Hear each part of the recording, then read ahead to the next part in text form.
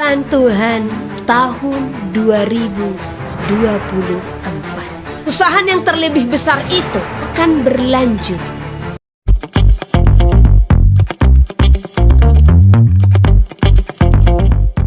Shalom sahabat terang kemuliaan, apa kabar kalian semua? Senang rasanya bisa berjumpa lagi dengan kalian semua. Kiranya damai, sukacita Allah dan kebaikan Tuhan selalu bersama dengan kalian.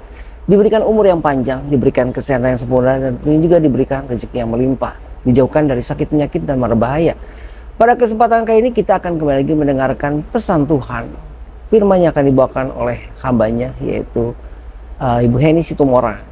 Nah, sebelum kita mendengarkan pesan apa sih yang akan disampaikan oleh Ibu Heni ini, mari kita masuk ke dalam doa.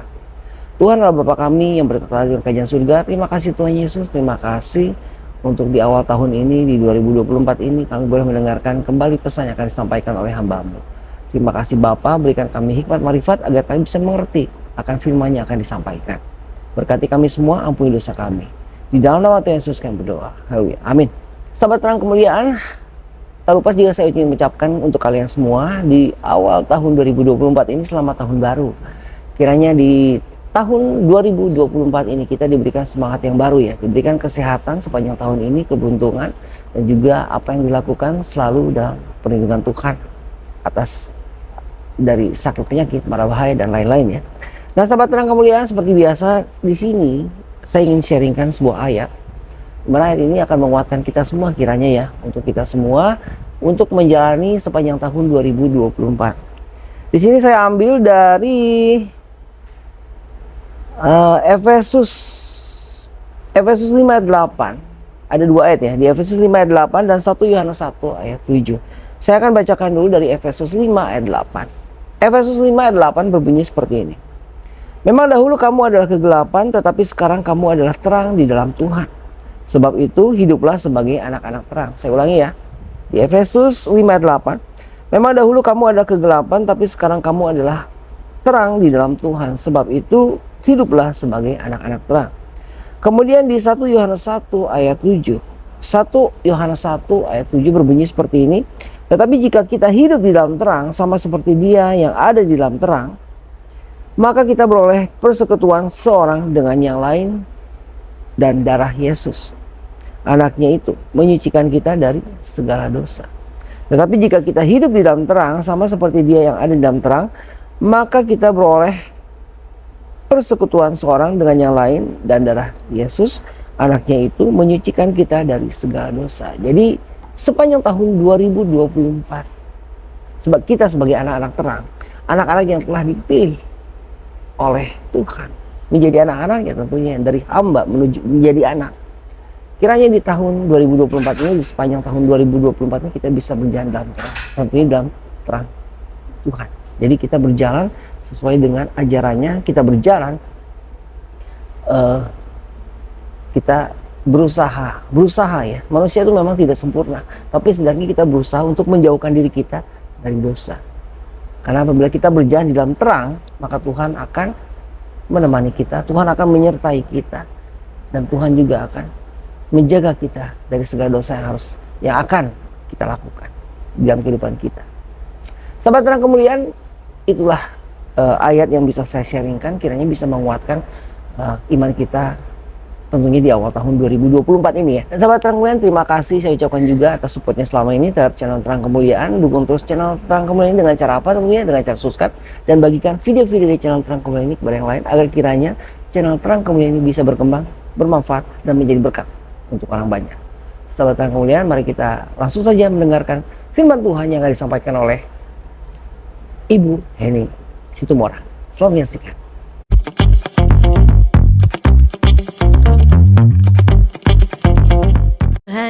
Tahun 2024 ya. Dan pesan ini akan berlanjut. Maksudnya tahunnya akan berlanjut. Ini hanya diawali 2024 ya. Salam Pak Simeon Christopher ya, langsung muncul saudara. Aku mengasihimu ya. Oke. apa yang Tuhan katakan? Mari saya akan bacakan. Mari Pak Simeon Christopher dengarkan apa yang Tuhan katakan, supaya Pak Simeon juga benar-benar diberkati. Senyum saya karena sukacita saya kalau udah seperti ini ya. Aduh, I love you Lord ya. Masa-masa yang mulai berat diperhadapkan di dalam bumi ini. Indonesia akan mengalami masa-masa yang sulit diperhadapkan dengan perekonomian. Ya. Jadi di sini memang Indonesia sudah diperhadapkan dengan perekonomian ya, yang sulit, tetapi akan semakin sulit ya. Jadi bagi kita anak-anak Tuhan, persiapkan hatimu akan hal ini dan berhikmatlah akan segala sesuatu ya. Kesusahan-kesusahan akan semakin datang. Nah, kesusahan apa yang Tuhan maksudkan? Aku Tuhan berfirman, beritahukanlah, karang-karang di hati manusia akan sangat sulit terkikis. Ya. Jadi kesusahan yang terlebih besar itu bukan hanya berbicara finansial saja, ya. Tetapi kesusahan yang terbesar itu adalah untuk merubah karakter ya. Nanti saya akan jelaskan kesaksian yang saya sudah nyatakan di grup juga ya. Nah, aku Tuhan berfirman, beritahukanlah, karang-karang di hati manusia akan sangat sulit terkikis. Kekesalan, kemarahan, perdebatan, pertikaian, iri hati semakin memenuhi bumi. Sampaikanlah, hasrat perlakuan manusia akan semakin sulit dikuasai. Kesukaran akan terjadi. Aku berfirman, orang-orang akan semakin berdiri atas diri sendiri dan cinta akan uang. Saat Tuhan menyampaikan kalimat ini, ya, Tuhan menaruhkan gambaran kesedihannya. Dan dia memberikan penglihatan di mana kesalahan umat manusia semakin besar. Ini tadi pesan ini diberikan jam berapa ini ya? Sekitar jam 12-an ya. Jam 12-an tadi. Karena kami sebelum ibadah Sabat ya. Udah lebih dari jam 12 ya. Ya, sekitar jam 1 jam 2 lah ya. Jadi Tuhan tadi memberikan penglihatan ya yang sangat jelas di mana sangat banyak orang-orang yang melakukan kesalahan di hadapan Tuhan ya. Banyak pertengkaran, perselisihan, kehancuran di mana-mana ya. Jadi penglihatan itu sangat nyata tadi ya. Orang-orang berdiri dengan kekerasan hati ya. Nah, ya seperti preman-preman seperti itu ya.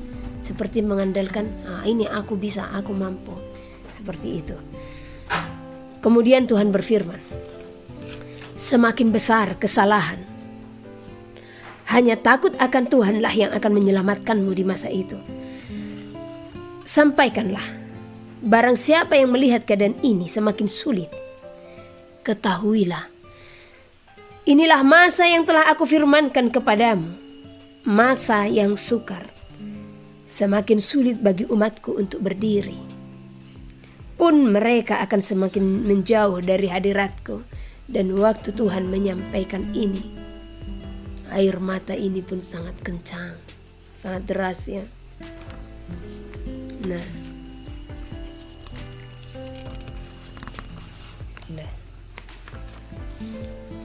aku mengatakan hal ini, sesungguhnya hatiku sungguh berduka. Aku mengatakan hal ini sebab aku Tuhan melihat kemampuan umatku untuk bertahan. Banyak yang akan gagal. Karena aku Tuhan melihat mereka tidak berjuang melawan hati dan kedagingan mereka. Karena mereka lebih memilih bumi ini daripada aku. Aku mengetahui semuanya ini. Dan aku pun berdiri juga berfirman melalui hamba-hambaku. Aku Tuhan tetap menolong umatku. Aku Tuhan berdiri menyatakan firmanku sebagai juru selamat bagimu. Semua cara telah aku perbuat, akan tetapi di manakah hati yang terbuka bagiku? Saya bertanya, kenapa bisa terjadi Tuhan? Tuhan katakan, keadaan mereka lah yang menjadikan mereka terjatuh. Kekhawatiran akan kehidupan, perkara makan dan minum, jabatan dan kedudukan. Jauhilah orang-orang yang bukan daripadaku. Orang-orang yang mengajarkan kepalsuan, yang bukan mengajarkanmu untuk melakukan firmanku, seluruh firmanku. Karena aku telah berfirman kepadamu. Jauhi orang-orang yang tidak tunduk akan firmanku, yang mengajarkannya demikian kepadamu. Jauhi mereka itu. Sungguh berat hukuman orang-orang yang meniadakan satu titik atau satu iota pun dari hukum Taurat dengan mengajarkannya juga kepada umatku. Satu iota atau satu titik pun tidak pernah aku tiadakan dari hukum Taurat. Karena itu, sucikanlah dan kuduskanlah itu bagimu. Bacalah seluruh hukum yang telah kusampaikan bagimu, bagi seluruh umatku. Dan lakukanlah itu bukan untuk kebenaranmu saja di hadapanku, namun sebagai bukti kesetiaanmu kepadaku yang engkau terima sebagai Bapa, Raja, Tuhan, dan Juru Selamat, penolong bagi engkau. Ya. Ini nanti akan saya baca ulang, dan ada 5 hal ya yang Tuhan bukakan di tahun-tahun 2024 ya. Yang pertama, Tuhan menyebutkan ya, tahun 2024 dan ini dimulai ya. Artinya bukan hanya 2024-nya, ini akan berlanjut ke tahun-tahun berikutnya ya. Yang pertama, tahun kesusahan. Hodidaka inahala hasana. Semakin susah. Tuhan berfirman, semakin susah untuk berjuang. Hidahaka idahala hasana holilahaka yanamasa de inahala hasana. Di saat engkau tidak berdiri teguh akan kebenaran firmanku, firman Tuhan. Hodidahaka inahala hasana udidahana hasana. Lakukanlah seluruh firmanku, maka engkau akan diselamatkan. Tahun kesusahan akan menghampirimu.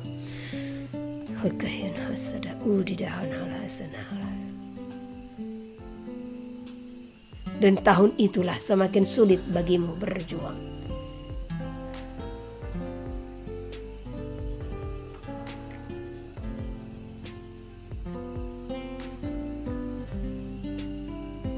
Tuhan berfirman, kenapa sulit kita berjuang? Karena kita tidak membiarkan Tuhan itu benar-benar berdiam di dalam kita untuk menuntun kita. Amin. Terima kasih Tuhan. Yang pertama, tahun kesusahan. Tuhan berfirman, tahun di mana umat manusia akan semakin kesusahan di dalam pertobatan dan perubahan berbagai macam karakter. Sulit diubahkan. Pertobatan yang kurang sempurna, karena akan sangat sulit berjuang melakukan firman-Ku. Mereka harus berusaha untuk menguasai hati, pikiran, dan perkataan. Mereka harus melakukan kehendak-Ku tanpa memandang kemampuannya, karena Aku Tuhan berkuasa. Jaga hati sampai selama-lamanya. Tahun kesusahan yang terlebih yang Tuhan firmankan di sini adalah kesusahan kita untuk bertobat sepenuhnya. Ya. Beberapa bulan silam di dalam tim, ya, saya pernah menyampaikan, selesaikan tahun ini segala karakter-karaktermu yang tidak berkenan di hadapan Tuhan. Tuntaskan semua itu. Karena tahun 2024 adalah tahun masa sulit. Nah, Ini sudah saya sampaikan beberapa bulan di tempat ini ya. Kalau saudara mau dengarkan, tiap hari kami di sini selalu mendengarkan suara Tuhan ya. Mari kemari ya. Kami bersyukur dengan tim ini, persekutuan ini yang walau hanya kecil dipandang dunia, tetapi Tuhan benar-benar berfirman. Jadi saya sampaikan kepada mereka, karena kami yang ada di sini adalah orang-orang yang telah berkomitmen untuk sepenuhnya hidup dipimpin oleh Roh dan diperintah oleh Roh dan meninggalkan dunia dan untuk mengikut Tuhan, tetapi tetap bekerja ya. Nah, jadi saya sampaikan kepada mereka, Tuhan berfirman 2024 itu masa yang sangat sulit bagi kita untuk berjuang dan bertahan ya. Saya tidak heran kenapa Tuhan berfirman demikian ya. Karena sebagai anak-anak terang, kita harus melihat segala musim dan kita akan mengenali keadaan-keadaan di muka bumi ini ya. Saya pernah ceritakan kepada saudara di mana ada satu momen yang diizinkan, ada perbincangan antara Lucifer ya, dan diperhadapkan ya di sebelah saya. Dan saya mengingat perkataannya, manusia tidak mengetahui jikalau bumi ini sudah sangat singkat, katanya. Bahkan Lucifer itu sendiri berkata, waktuku sudah sangat singkat, katanya, karena pada akhirnya dia akan dibinasakan. Karena saat ini dia masih ada, dia adalah roh ya. Karena sesungguhnya kita adalah manusia roh yang masih memakai daging. Melalui daging inilah kita diuji kelayakannya. Nah, namun pada akhirnya Lucifer beserta sepertiga para malaikat sorga yang memberontak akan dibinasakan, akan masuk ke dalam perapian ya. Nah, akan masuk ke dalam perapian.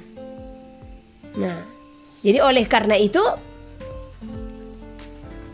dia tidak akan tinggal diam. Saya mengingat waktu dia bilang, lakukan pekerjaanmu dan aku akan melakukan pekerjaanku, katanya. Pekerjaan dia apa? Menyesatkan umat Tuhan. Pekerjaan saya apa? Untuk menuntun umat Tuhan ke dalam kebenaran. Ya, jadi kami seperti berduel seperti itu ya. Nah, itu tahun 2017. Dia katakan akan ada hari di mana aku akan mengerahkan seluruh kekuatanku untuk menyesatkan umat manusia. Hari itulah hari di mana mengatakan dia ya, akan waktunya tiba untuk dibinasakan. Jadi sebelum dia dibinasakan, dia akan bekerja dengan giat ya untuk menyesatkan umat Tuhan ya. Melalui apa dia menyesatkan umat Tuhan? Karakter manusia ya. Waktu saya tanya dia, kaulah yang membuat dosa itu, dia katakan apa? Manusialah yang tidak bisa melawan kedagingannya, katanya. Dan merekalah yang membuahi segala keinginan itu ya. Manusia yang tidak bisa melawan kedagingan ya. Jadi pas yang dia katakan, karena juga ada tertulis ya, di saat keinginan itu dibuahi, maka ia akan menjadi dosa ya. Nah, di saat dia menjadi dosa akan melahirkan akan melahirkan dosa ya, yang akan membawa kepada maut ya, membawa kepada kebinasaan. Jadi karena kedagingan, karena keinginan manusia ialah yang dilihat oleh para iblis. Nah, itulah yang dibuahi sehingga melahirkan dosa seperti itu ya. Jadi kalau ada ujian yang membuatmu untuk menginginkan sesuatu hal ya, membuatmu ingin marah gitu kan. Nah, maka di sana kamu harus sadar penuh ya. Sadar dan berjaga-jagalah. Karena iblis itu kan selalu mengintai ya. Kita harus melawan si jahat. Sekalipun seseorang memancing engkau untuk marah, sekalipun seseorang memancing engkau untuk kecewa atau tersinggung, maka di sanalah ya, keinginanmu untuk marah itu, kamu harus penguasaan diri, buah roh yang terakhir ya. Dan sangat penting dalam hidup kita ya, penguasaan diri ya. Jadi keinginan untuk marah itu ya, benar-benar kita tahan Nah, di saat itu kita tahan, kita penguasaan diri, maka iblis tidak akan bisa membuahi keinginan tadi, sehingga dia tidak bisa menjadi dosa. Ya. Nah, jadi di akhir zaman ini ketahuilah, iblis itu akan bekerja semakin giat. Iblis itu akan bekerja semakin keras, dan saya tahu, ya, ini tahun-tahun dia akan mengerjakannya. Karena saya mengingat 2021 Tuhan katakan, anakku, 2024 adalah masa sulit di bumi. Ya. Tadinya saya berpikir, ya, kalau masa sulit di bumi itu berbicara perekonomian, tetapi ternyata, ya, masa sulit itu terlebih berbicara kesukaran kita untuk merubah segala karakter, ya. Makanya di sini saya sangat keras mengajar, ya, dan puji Tuhan, ya, bahkan sebelum menjelang tanggal 31 semua Tuhan tunjukkan, ya.